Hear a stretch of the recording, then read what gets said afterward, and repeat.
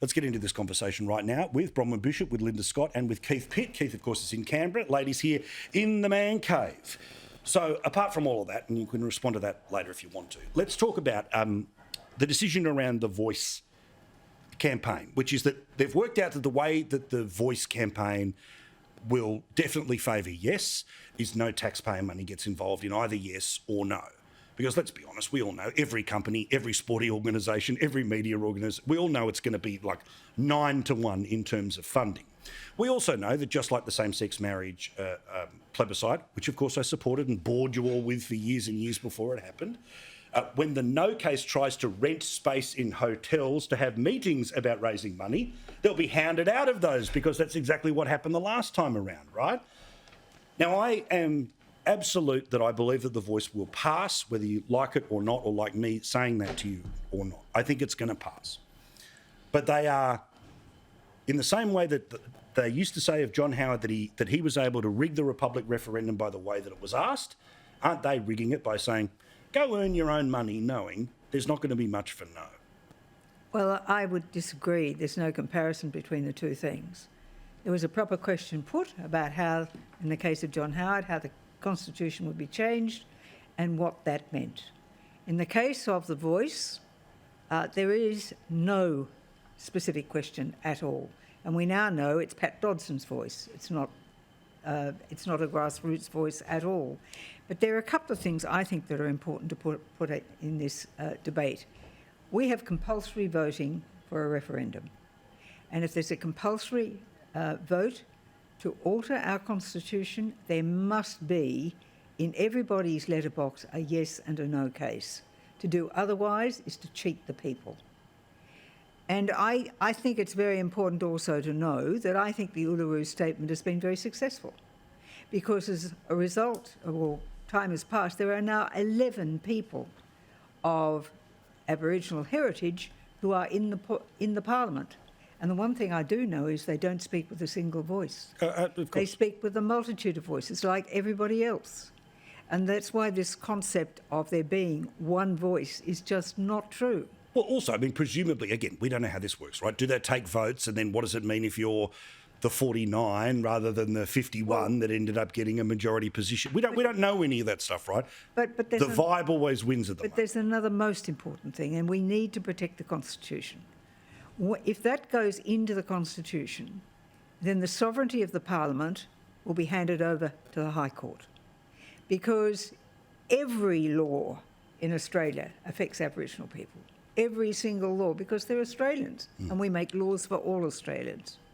So the interpretation will end up in the High Court, just like America. Do we want that situation? I don't think so. Well, I think that Parliament has to be protected. We have to note that we now have 11 people of Aboriginal heritage that have been voted on by people of all sorts of backgrounds, and that's a fantastic statement about our country. Well, absolutely. And that can be part of the no case. We'll see what happens. But I'm talking about the mechanics here, right? Where, Linda, again, how is it fair when you know that there's going to be an institutional run to one argument over the other? Doesn't that mean that the government, by not getting involved, well, we all know what their side is, because whenever you put forward a referendum, the side is yes, right? But they've guaranteed a scenario where when the no campaign tries to meet, like the no campaign did in same-sex marriage, that they get handed out of the hotel, and God forbid any business that actually gave money to that side of the case. Yeah, look, I personally just don't agree with that.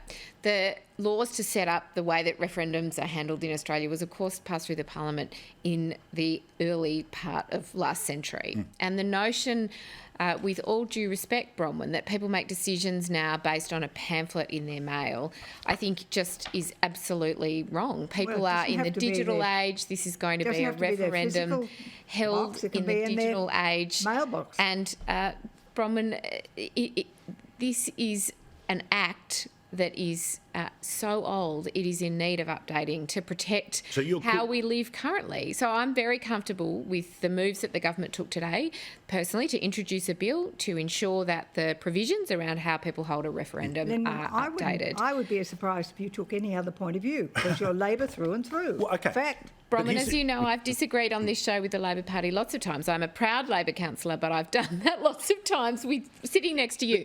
Can I say one more thing though on the Give me an funding? example, I've forgotten. If Labor put lots of money into the yes and the no campaign, they'd be criticised, right? Of course they would be. And so By the people who say the no case shouldn't exist. So they're taking, I think, what is a principled decision to say people should not fund the yes and no case, because let's not forget, this is not the government's money, it's people's money, this is public money.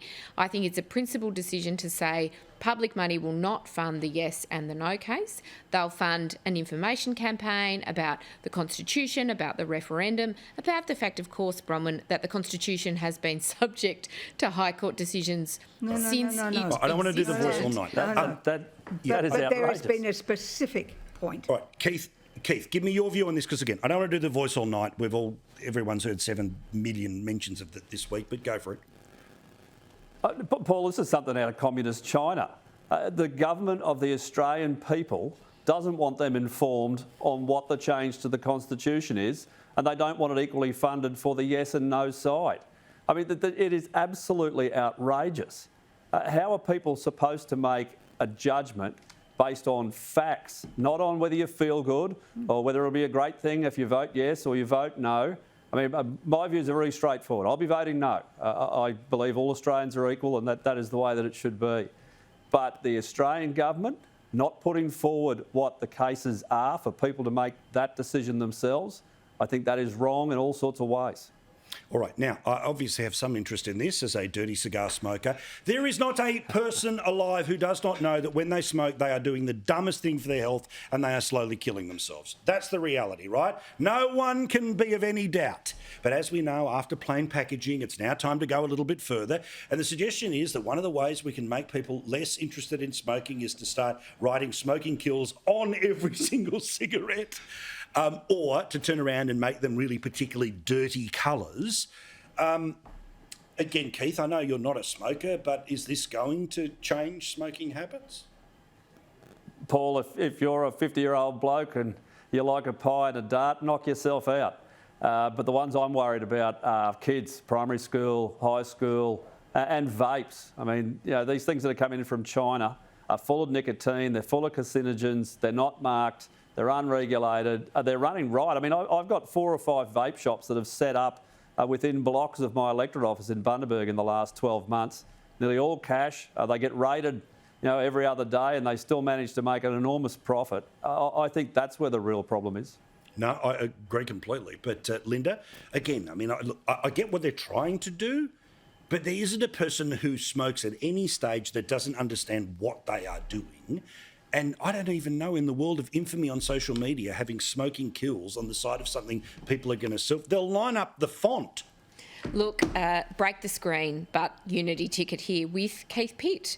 You can't walk down the street now in Sydney without seeing young people vaping. It has absolutely exploded. And I don't think it's correct to say that young people necessarily know that what they're doing when they're vaping is going to give them cancer. But that is clearly the case. We all, as adults, may know that, and we've come through those generations of public advertising Sure, that I'm were talking terrible. about the 65-year-old lady who's always had a packet of Long Beach. Don't buy them, it's evil. But smoking kill, they know. But the smoking rates did go down objectively when those reforms were introduced by Nicola Roxon, and it saved the health budget a whole lot of public money.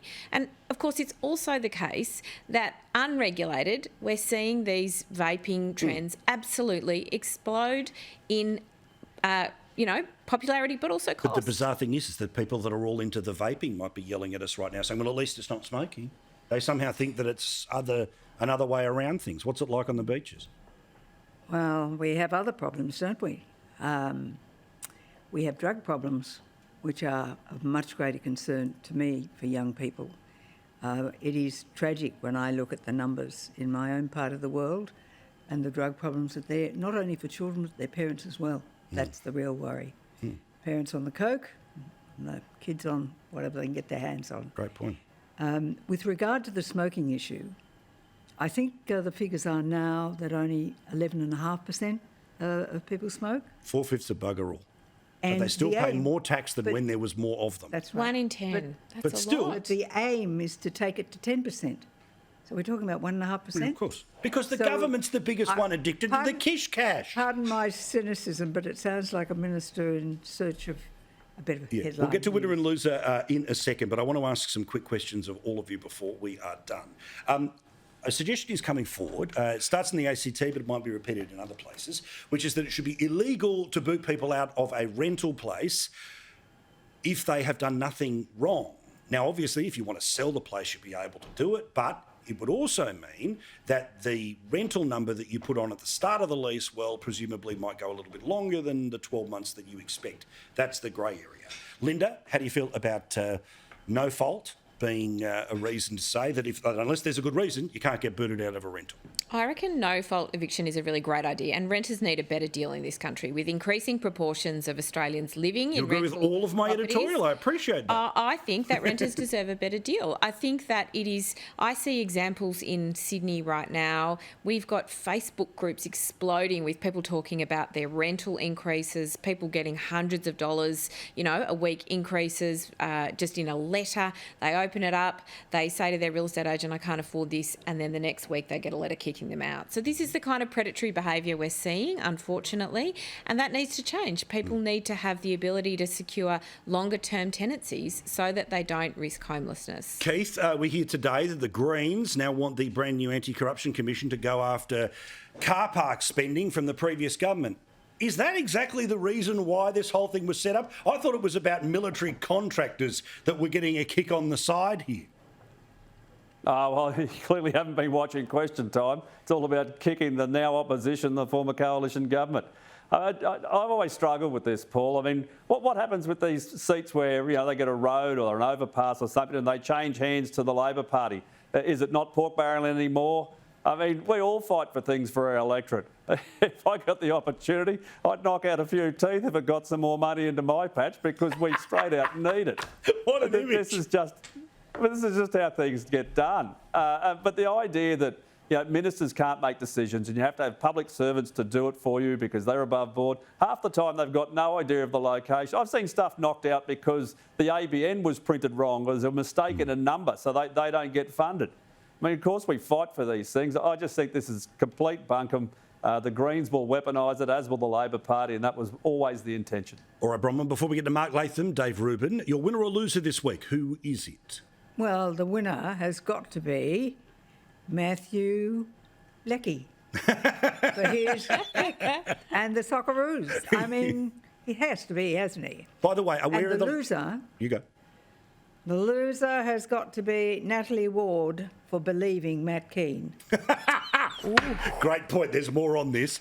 Linda, by the way, live sites and all the rest of it for the Socceroos, what's the deal? We really want them in the city of Sydney. It's great that the Premier's responded in New South Wales to having some live sites around the CBD, but we should have them, in Redfern. We should have them in Prince Alfred Park near Central Station. We've got Christmas carols the night before. Just leave that Leave the stage stage up there. Good and have idea. everybody rock up there in the morning. Can I say that quick two joint winners? One is Rick Furman, who's the Mayor of Temora, who I know is watching tonight. We love you very much, Mayor Rick Furman. But the other one is the Mighty Union Movement, who we hope this week will secure all those wage rises through the Industrial Relations Bill. They've campaigned on this for years. It helps fight inflation and gives people Every more time money she to knows we spend. can't argue winners and Go losers. Mighty So you've Union taken Movement. time off Keith Pitt. Keith, I need 10 Courtesy seconds for the here Minister or of everyone's going to Strikes. explode behind the scenes. Winner or loser, mate?